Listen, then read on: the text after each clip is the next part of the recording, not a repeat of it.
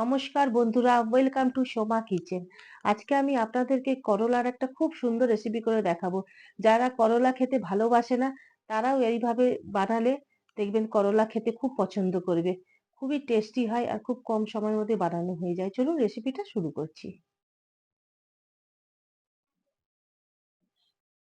এখানে দেখুন আমি 6টা করলা নিয়ে নিয়েছি। এই করলাগুলোকে একটা চাকুর সাহায্যে আমি মাঝখান থেকে এরকম দু সাইড দিয়ে কেটে নেব। দেখুন মাঝখান থেকে একবার কেটে নিচ্ছি,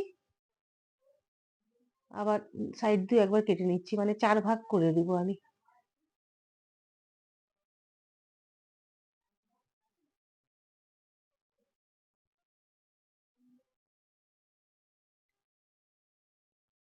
দেখুন এইভাবে করলাগুলোকে আমি কেটে নেব।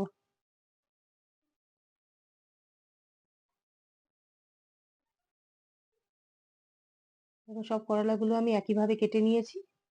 এর মধ্যে যে বিচিগুলো এগুলো আছে, দানাগুলো, দানাগুলোকে আমি কেটে নেব, বাদ দিয়ে দেবো চাকুর সাহায্যে।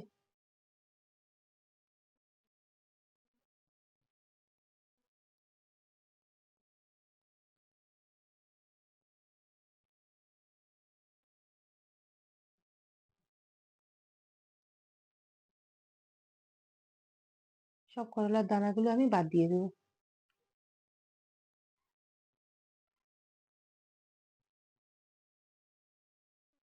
দেখুন সব কটার আমার দানা বাদ দেওয়া হয়ে গেছে।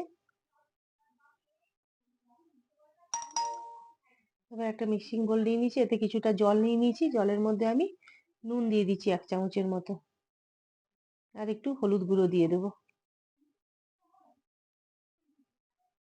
এর মধ্যে এবারে করলাগুলো আমি এর মধ্যে জলের মধ্যে ভিজিয়ে রাখবো কিছুক্ষণ, তাহলে যে তিতা ভাবটা হয় সেটা অনেকটাই কমে যাবে।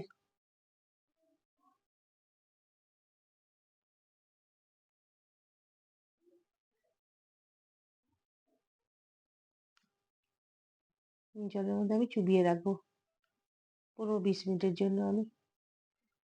দেখুন 15-20 মিনিট হয়ে গেছে। এবারে আমি এগুলোকে একটু জলগুলো চিপে চিপে উঠিয়ে নেবো করলাগুলো জল থেকে।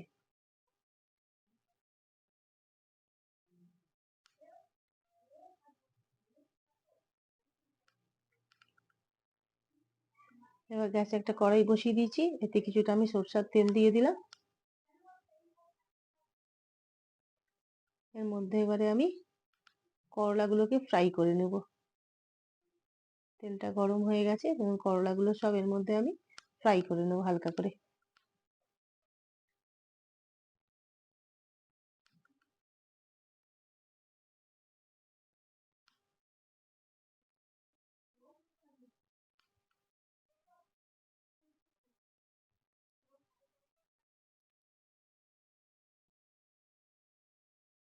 এদিক ওদিক করে আমি একটুখানি ভেজে নেবো করলাগুলোকে একটু ভালো করে।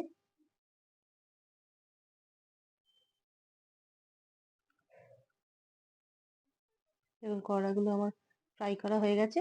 এবার আমি করলাগুলোকে উঠিয়ে নেব।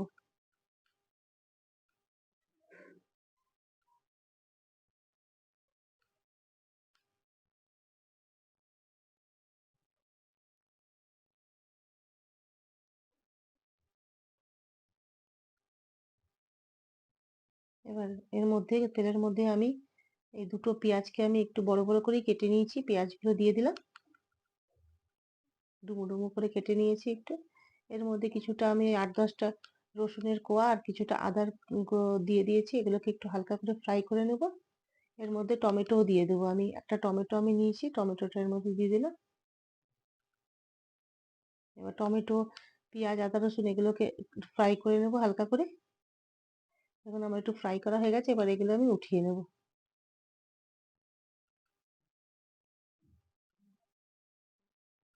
এবার উঠিয়ে এগুলো একটু ঠান্ডা করে নিয়েছি আমি। এবার মিক্সির জারে এগুলোকে আমি একটা পেস্ট করে নেব। পেস্ট বানানো আমার হয়ে গেছে। এর মধ্যে কড়াইতে আরেকটু তেল দিয়ে দিলাম আমি।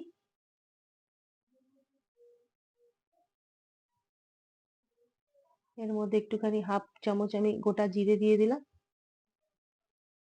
একটু হালকা একটু ফ্রাই করে নেব জিরেটা।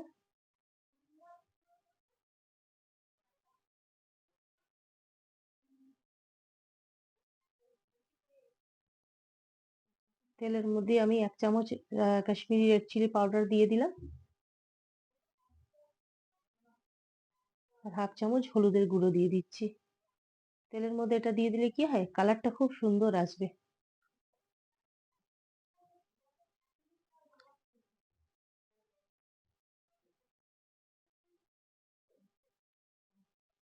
এর মধ্যে যে আমি এবার পেঁয়াজ, আদা, রসুন, টমেটোটা পেস্ট করে রেখেছিলাম, এই পেস্টটা এর মধ্যে দিয়ে দিচ্ছি।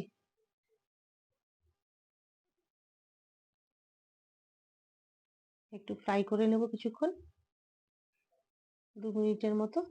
দেখুন লিডটা আমি দিয়ে দিয়েছিলাম একটু, লিডটা হটিয়ে নিলাম। দেখুন সুন্দর করে আমার ফ্রাই করা হয়েছে। এর মধ্যে এবারে আমি 1/2 চামচ ধনে গুঁড়ো দিচ্ছি।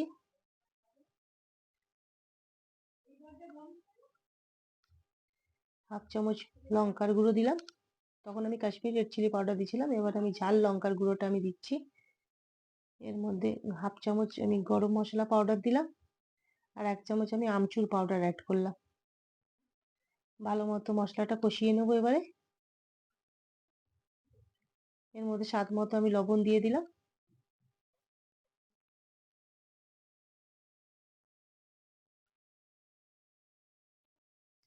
আর একটু আমি 1/2 চামচের মতো একটু চিনিও অ্যাড করলাম। আপনারা লবণ আর চিনিটা নিজেদের স্বাদ অনুযায়ী দিয়ে দেবেন।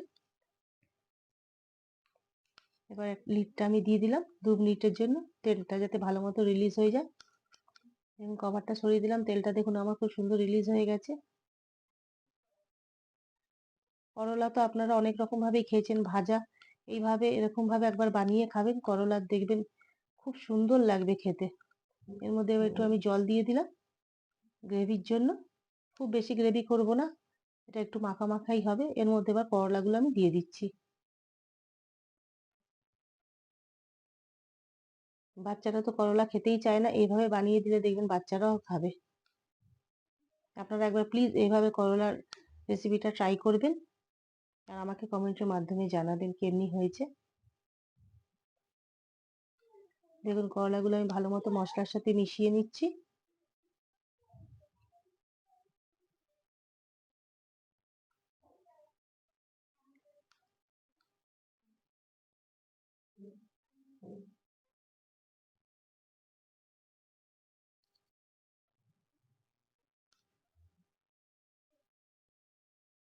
দেখতেই দেখুন কত সুন্দর লাগছে।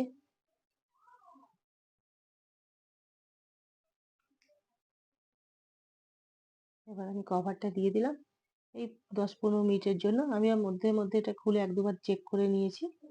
দেখুন কত সুন্দর কালারটাও এসছে।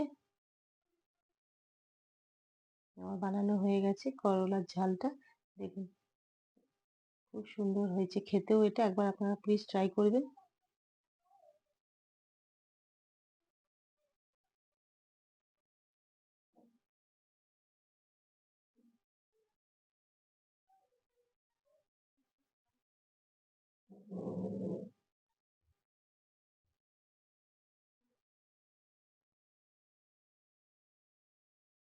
আপনাদের যদি এই করলার ঝালের রেসিপিটা ভালো লেগে থাকে তাহলে আপনারা অবশ্যই লাইক করবেন, শেয়ার করবেন, সাবস্ক্রাইব করবেন।